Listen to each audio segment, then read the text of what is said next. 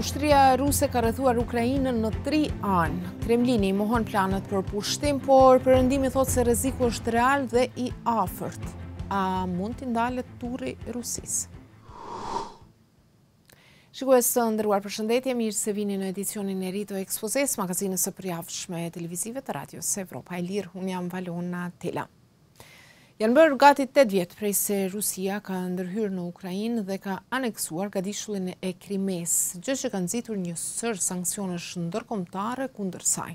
Sot, Shtetet e Bashkuara dhe aleatët evropian e gjejnë sërish veten duke u përpjekur të kuptojnë se si ta pengojnë presidentin rus Vladimir Putin nga pushtimi eventual i Ukrainës. Of course you have to be concerned when you have, a nuclear power. If he invades, it hasn't happened since World War II. Rusia tash sa javë ka vendosur pranë kufive me Ukrainën mbi 100.000 trupa të saj, bashkë me armatim të rëndë. Sipas informacioneve të inteligjencës perëndimore, trupat ndodhen në distancë sulmi. Rusia i mohon planet për pushtim dhe thotë se NATO është ajo që paraqet kërcënim për sigurinë e saj. Rusia kërkon garancinë nga NATO-ja se do të ndaloj zgjerimin drejt lindjes dhe nuk do të pranojë në radhët e saj vendet ish sovjetike, përfshirë Ukrainën. Shtetet e Bashkuara, fuqia më e madhe në NATO, kanë refuzuar në një letër me shkrim kërkesat ruse për zgjerimin e aleancës, por kanë ofruar rrugë diplomatike për zgjidhjen e krizës. We're open to dialogue. We prefer diplomacy, and we're prepared to move forward where there is the possibility of communication and cooperation. If Russia de-escalates its aggression toward Ukraine, stops the inflammatory rhetoric, and approaches discussions about the future of security in Europe in a spirit of reciprocity. Ministri i Jashtëm rus Sergej Lavrov ka thënë se SBA-ja nuk i ka marrë parasysh shqetësimet e Rusisë për sigurinë, por ka theksuar se ka hapësirë për të vazhduar dialogun me SBA-n për këtë çështje. Në një deklaratë më herët, Lavrov ka thënë se nëse perëndimi nuk u përgjigjet kërkesave ruse, Kremlini do t'i marrë masat e duhura, por nuk ka specifikuar se cilat mund të jenë ato. Po përse Rusia është kaq shumë e fokusuar te Ukraina. Kur në vitin 1991 shpërbër Bashkimi Sovjetik, Rusia ka humbur kontrollin e 14 republikave që i ka dominuar më parë. Humbja e Ukrainës megjithatë ka qenë më e dhimbshme për të marrë parasysh lidhjet e gjata midis dy vendeve. Ukraina me shekuj ka qenë pjesë e perandorisë ruse përpara se të bëhej Republikë Sovjetike. Vendi tani është duke lëvizur gjithnjë e më shumë ka perëndime. Disa vende perëndimore, përfshirë SBA-n, Britaninë dhe Kanadan, janë duke furnizuar Ukrainën me armë mbrojtëse. Presidenti amerikan Joe Biden ka thënë se nuk e ka ndërmend të dërgojë trupa në Ukrainë, por ka paralajmëruar se Rusia do të goditet me sanksione të papara nëse sulmon Ukrainën.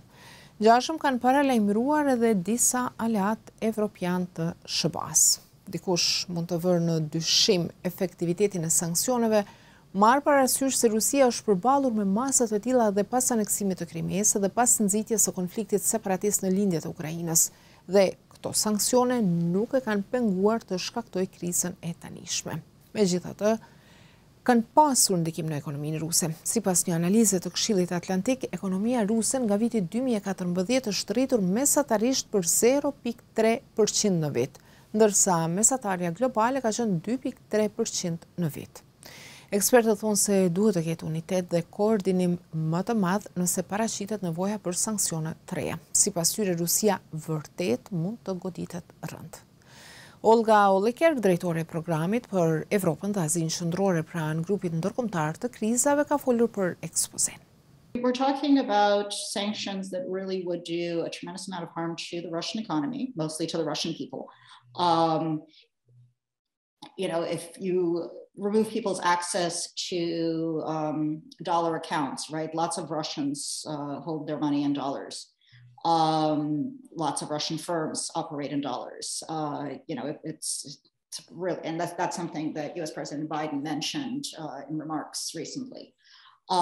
There is talk about limitations on certain kinds of imports of parts for electronics that are necessary for both manufacture and consumer electronics. Again, it would hurt a lot.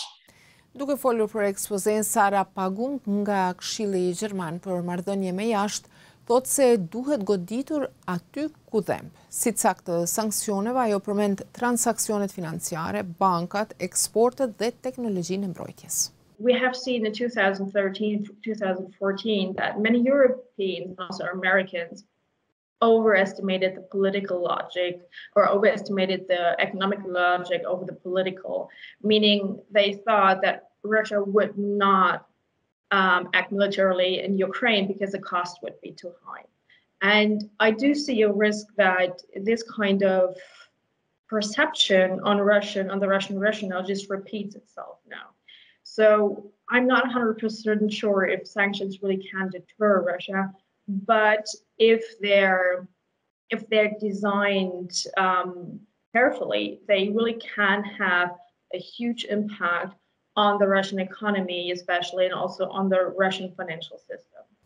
Po, nëse vendosen sanksionet e tilla, a do të ketë kundërpasoja për perëndimin?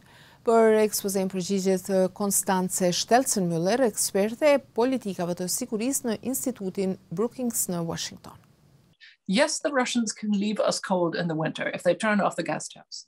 Yes, that would be a problem. Yes, it would be quite complicated to substitute and expensive, and it would drive up inflation and so on. But it is unimaginable that we would not respond to military aggression against Ukraine with extremely harsh sanctions. Stelzen-Müller thotë se beson se rreziku I luftës është shumë I lartë e rrjedhimisht edhe I pasojave shkatruese sipas saj.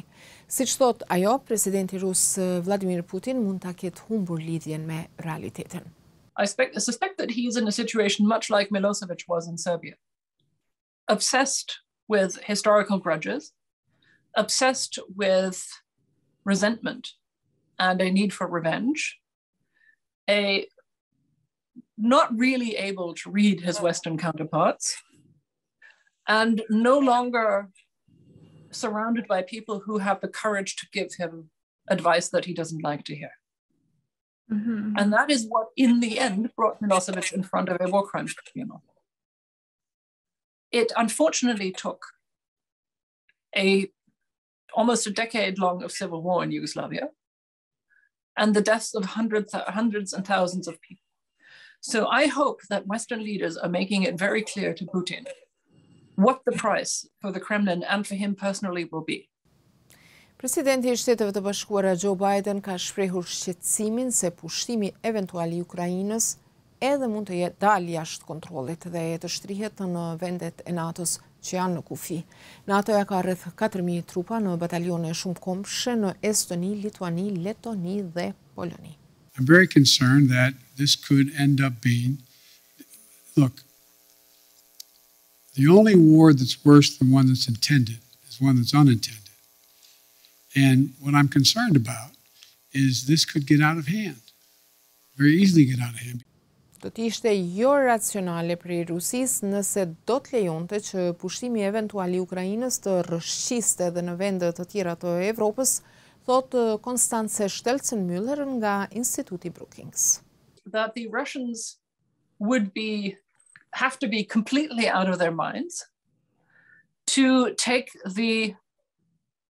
military aggression to a NATO member. Because that would be an Article 5 case, in which case we're all there. And then the Russians will be in a lot of trouble. Neni 5 I traktatit të NATO-s thotë se sulmi kundër një vendi antar nënkupton sulm kundër gjithë aleancës.